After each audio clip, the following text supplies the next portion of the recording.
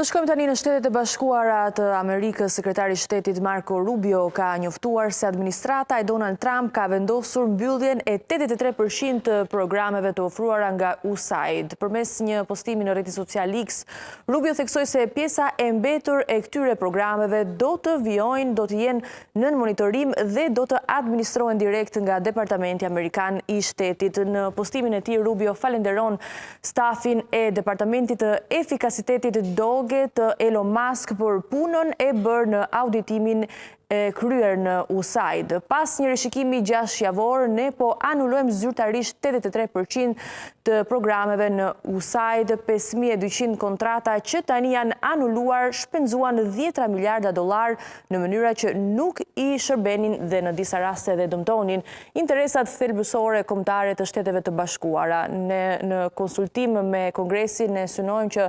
70% e mbetur të këtyre programeve do të vijojnë, afërsisht 1000 tani do të administrohen në mënyrë më efektive në Departamentin e Shtetit. Faleminderit Doge dhe stafit ton punëtor që punuan me orë të tëra për të arritur këtë reformë të vonuar dhe historike, shkruan Rubio në X.